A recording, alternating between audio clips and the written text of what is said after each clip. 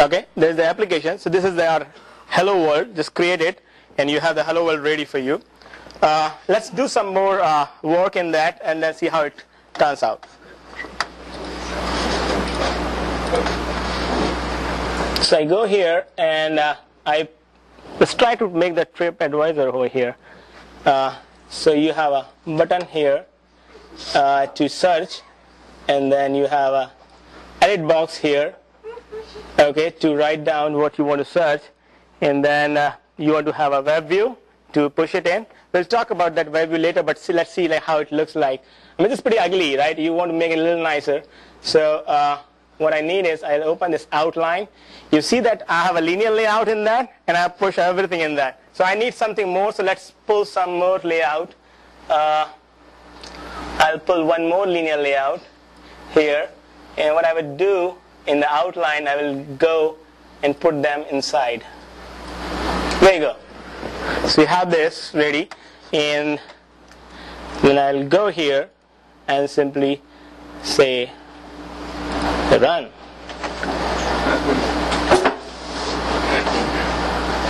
So every time I run, it will package and install an application into the phone, and then run the application in the phone. So it does the entire process.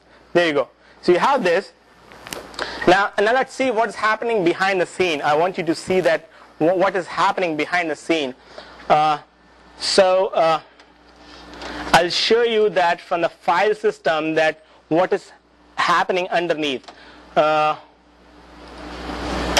me open the place where I am putting all this, which is my work folder,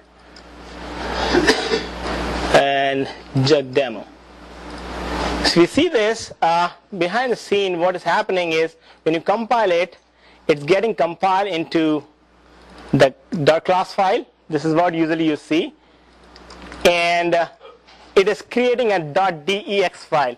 This is that Dalvik executable, which is finally is being run into Dalvik virtual machine. Okay, and then this is jugdemo.apk. I was wondering that how spatially it does. So what I did, I just went there and made it zip. Okay, and then I open it, and I see that there's no big deal is happening inside. You know, the same file, they name it as APK. Inside they have simply put everything, in there. No big deal. Okay. I'm going to make it APK back to make my emulator happy. All right. So TripAdvisor, I promise you that when you go home that you will have something for TripAdvisor this night ready. So let's try to make something, put the web view so that you can see the TripAdvisor, coming in that. I'm not sure if I'll try my best to do that. I have written a small application for my own startup, easyday.com, which helps you to find trusted expert. And I'll show you that, how that shows up and what else I did beyond this Hello World application in that app. So I call it Trusted Expert Finder. And if you see in that, I have just these 3 classes. Out of these 3 classes, I do not use test HTTP because I don't like doing JUnit testing. I'm just kidding. But okay, so let's see that. This is different, something different. I'll show you that how easy you can put the preference. But here, the search expert, this class, if you see, what, I'm missing something. I wanted to show you that how you access the view into XML into the Java. I'll try to show you the same thing with this application only. So if you see that, or to make it simple, let me go back. It'll be easy for you guys to get it. Here, if you see that, and we remember we added 2 more view. One is a button, and other is an edit box. So what you need to simply do here is make a edit box.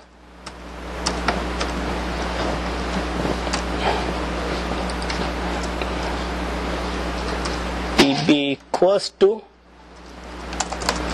find view by ID. And this is the important for us to understand.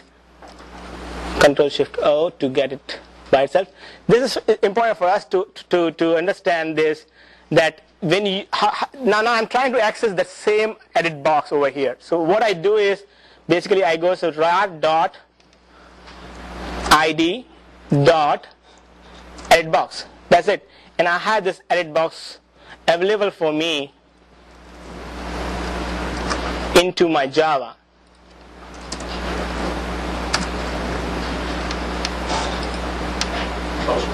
Control Shift O doesn't work today. With the projector, it doesn't work. I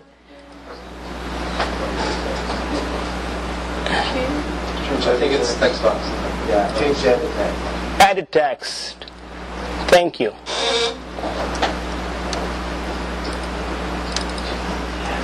It does work actually with the. Okay. So edit text you have available now. eb dot set. No, don't do that. Okay. Okay. Don't do that. Okay. So this is the bug. This is the bug which I've been struggling from last 3 days and trying to not do this thing, which I did. And you know what? This screen will not go until I reboot my computer. So tonight, if I win the raffle prize and somebody out here help me to get this screen out, and if I win, I'll give it to him. Escape, escape. Yeah. You all get it. Okay. Set, edit. Okay, basically, I will not play with this. I know that it happened, and this saved my life. So set text, and you're all set. That's all you need to do to get the view into the class, and you're done. You're done, and you do whatever you want with your components or with your views in your Java class. That's what I wanted to show you, that how you get the access of the views from XML to the Java code.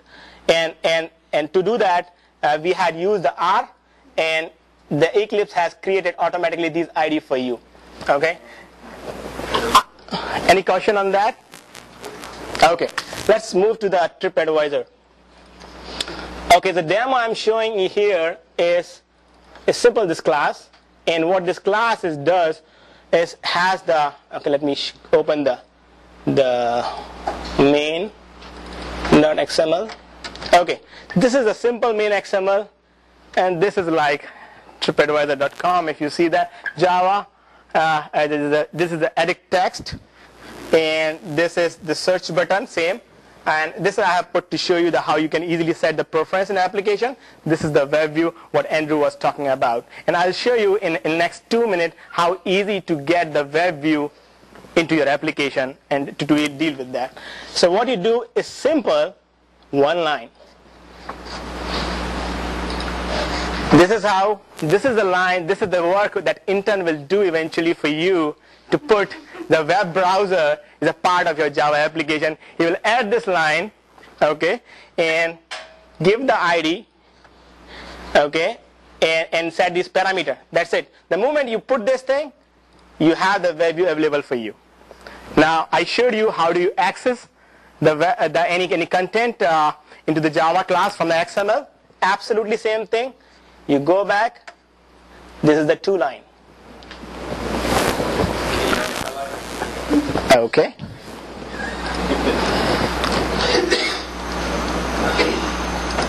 Is it visible?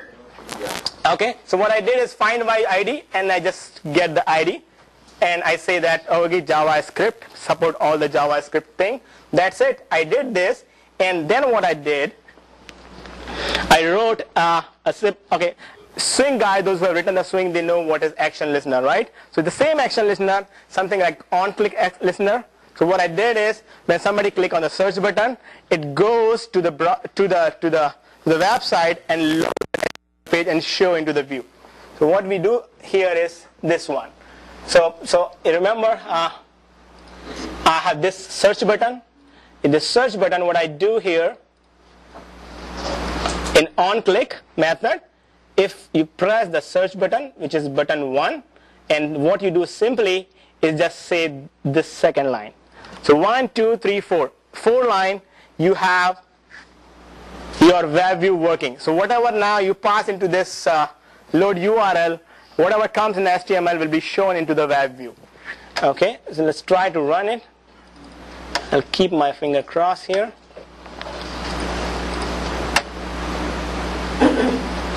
I didn't do anything.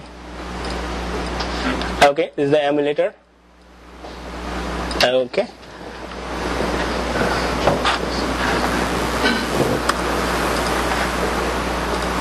So we'll go download, package the application, download the application, and then show you the application.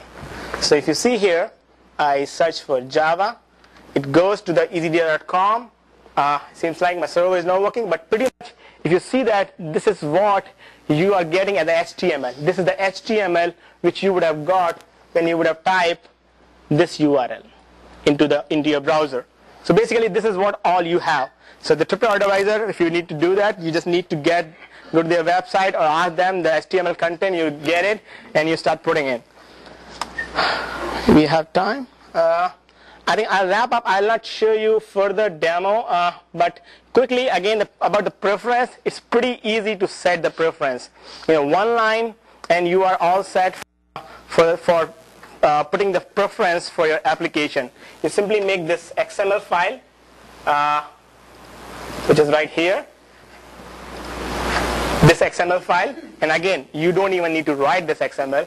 You simply go here, right click, new, and you have an Android XML file. And when you write XML file, Android is, this Eclipse plugin is so generous, it'll ask you even what and it'll make a preference kind of file for you. So basically, if you go there, and it will show you nice GUI for you to add more screen. Right now, I have 2, email and password. This preference I'm setting up in my application to put the email and password so that I can get you the personalized information for you rather than in general information. So what I did, I simply I made the XML and I started adding the different kind of element I need. I need edit box for someone to put username or password or list some of the stuff. All those things are available. Pretty easy. That's it. That's you do. And now I would show you the real cool stuff, which I got excited when I was first time able to access my phone to the Linux, and I can do the ls command on my Linux. They're kind of very hard on the Android phone, so if you could know that pain, from the BlackBerry phone, if you know that pain in the BlackBerry, you would really appreciate what I'm going to show you right now. All right, so let us go. I'm running out of time.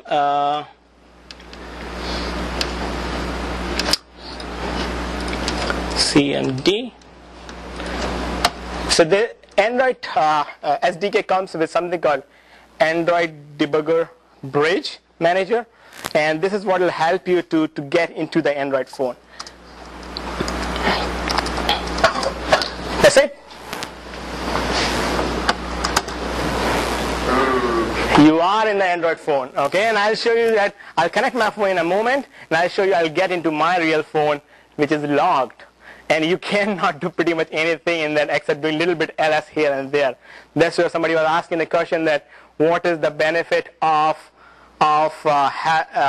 rooting a phone, right? Rooting a phone, for those who don't know, is meaning getting the root access on the Linux operating system. That means rooting the phone. So the benefit of rooting the phone here is you know absolutely what's happening inside your phone while you are doing the application development. Otherwise, you have no clue what's happening inside. I'll show you in a moment that when we set the preference, what happens in the back end. So basically, I'm not going to explain this because it takes a long time, but I'll go simply the place called CD. This is where I am right now. Okay, this is all the application which is running in my phone. This is all the application. And you know what? You can do this. How many of people do you like top? So you have top. So you can do top. And the interesting part, I showed you, I told you that you see this app 15, all that. You know what they are? The user. But nothing but assigned by the Android operating system to those applications. They're absolutely running as a different user. So no chance of this guy cheating that guy and hacking into the other processes, right? They're separate users. Unless until they're explicitly told by content provider or intent to access each other, okay? So,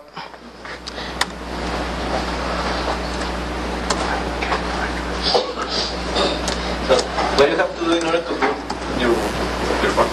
What you need to do to do? What's the term? Routing?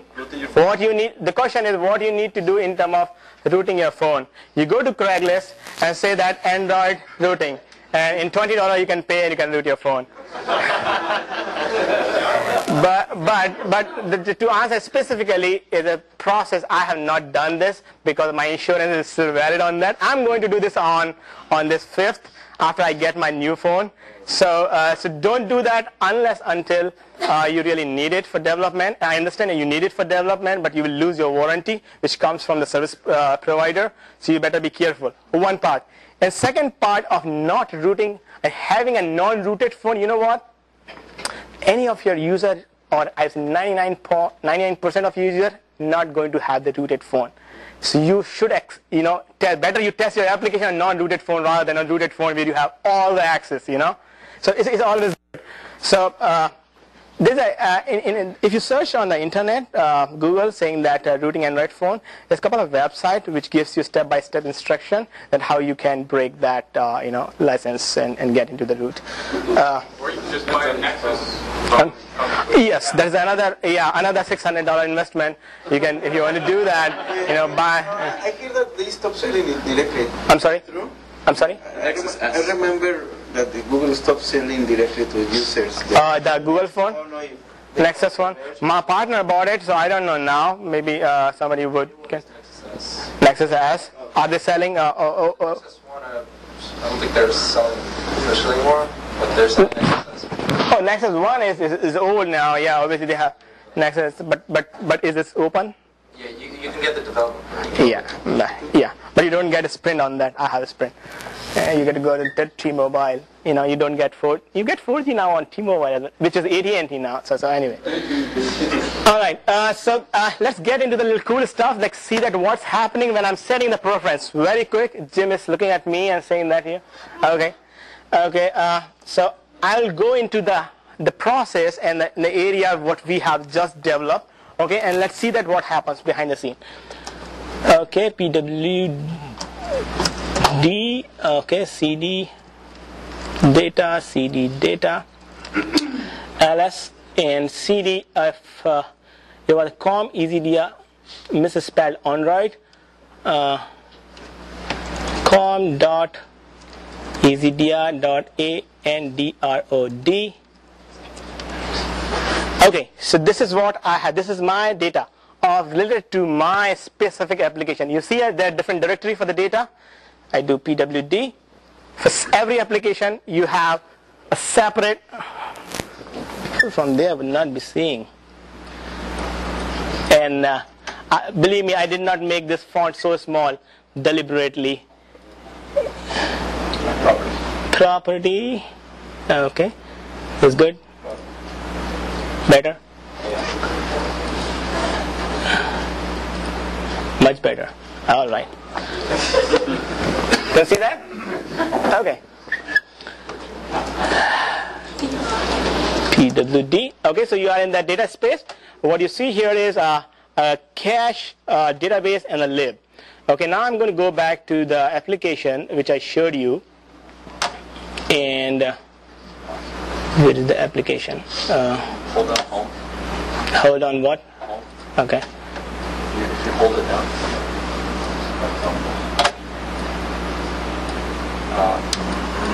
Okay. Oh, okay. Yeah.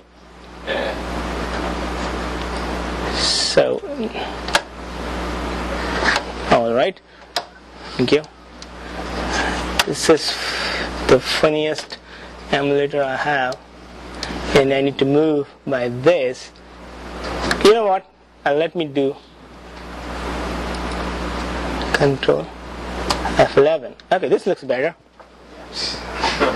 So, okay, this is just to flip the phone. You can do your testing by pressing the Control F11. That when you flip your phone, that how your things looks like. Okay, so this setting tab was hidden under the hood. So you see here, there's nothing over here except the cache, database, and lib.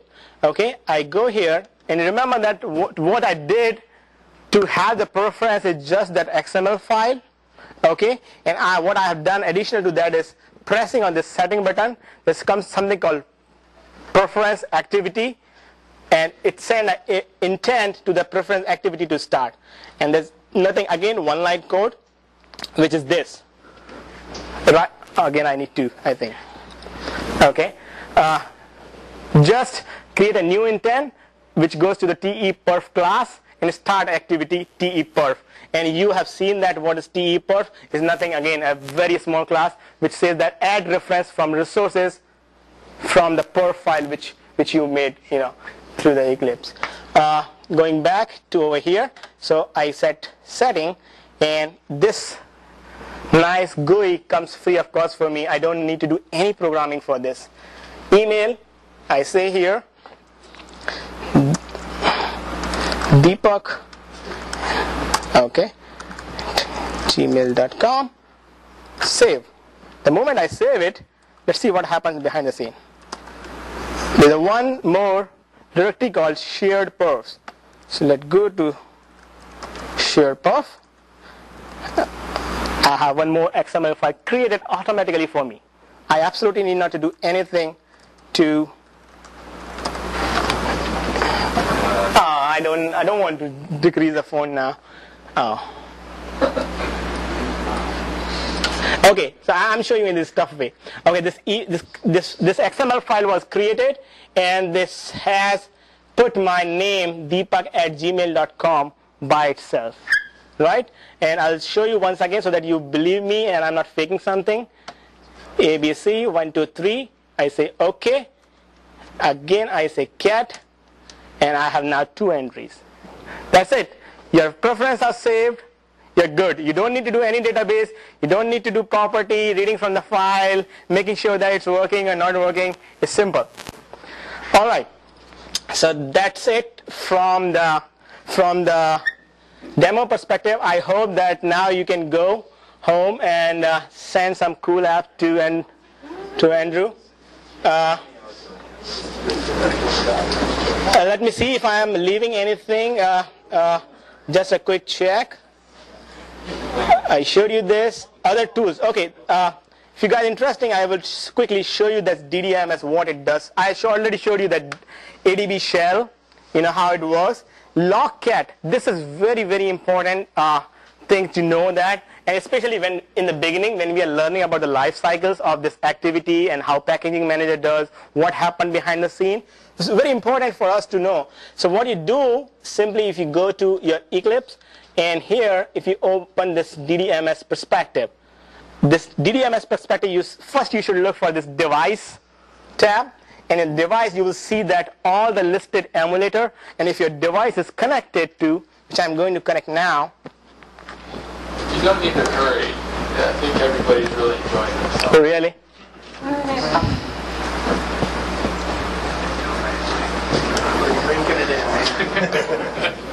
Okay. You know what?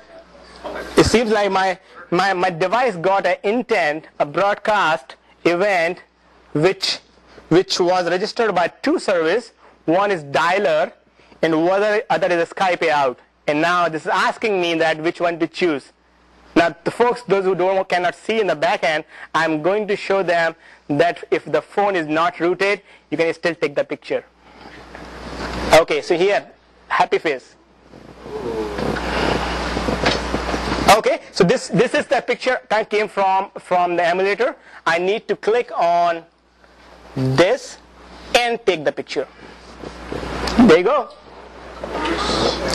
And our screen is not happy, so you can rotate it. You can see that. These are the the intent I received, and this has been received by these two activity, and they're saying, hey, I want to serve, and then you can choose which one you want to use. Anyway, I will go ahead and show you that, how do you see the log cat. This is all the log is coming, right? You can do the filter, verbose, debug, I, and all that. But more important thing, I would show you that when you launch something, let's see the real device, why to emulator. Okay, this is the real device, okay? And I'm doing some action on this. The moment I do some action, now, okay, now I'll bring the phone up. You see, all this notification services and power management services, they comes up and do something. Now let me try to bring the application I wrote, the demo, which is Trust Expert, and you see the activity manager is coming into the picture. You see activity manager came, different state. So different thing is happening. What will happen is when you're developing the application, right now you see too many things because too many process going on in the phone. In the emulator you have control. So you can pretty much see that how your application, when you click on that, you see this is from the emulator. So my emulator is funny, big enough, too big to leave the space open. But I can try that, Not very good. You can do all this experiment at home. But more important thing to know here is that logcat will give you a detailed information about what's going in the back end. And you should certainly look at it. And you will, I'm sure that with these messages, you will be able to figure out what's happening. All right. And other than that, it comes out with a standard tool which you as a Java developer would be using when you do multi-threading and all those things, like access the thread, access the memory heap, access the allocation and all that. So these are the pretty good tools for you to play with in the heap and allocation tracker. So when you click on this, and you can take the dump of heap, and you can watch in detail. I will not go in detail right now. Other thing is the file explorer. It comes, which is good for you. And the funny part is that what happened that when I was about to give my phone to Sprint store, they said that, sir, we don't guarantee anything for your backup. And I was just starting this thing, and I said, okay, so how do I take the backup? Say that we cannot help, you have to do it by yourself, download some app which will do that. And then the same night I came back and I saw that file explorer is right there. I just simply right click and copy all the files and it's all out there. It's pretty good, pretty easy. You simply go here, and push the file into the mobile or out of the mobile. You have all the data with you. You don't need to worry about downloading any software or syncing and all that. So this is File Explorer. What else? The threading you can do is a general usual thing. Your system.out.com on the console. You're loving console, same thing, and all the stuff. Now how to put the stuff into the logcat is by. So the good news is you don't need to use any more log4j logger. If something is already created for you, which is simply log. The class called log. You do log.d and put the message. That's it. You don't need to do anything else. It's all done for you. All right. Screen capture. I have showed you heap threading on device debugging. Good news for on device debuggers. Those who want to debug their application on device. Same thing. You just go ahead and here and go to the view. Sorry, Java view, and right click and the debug. That's it. You will be asked where you want to debug, and you say I want to debug on device, and you say okay, and then it will package application into APK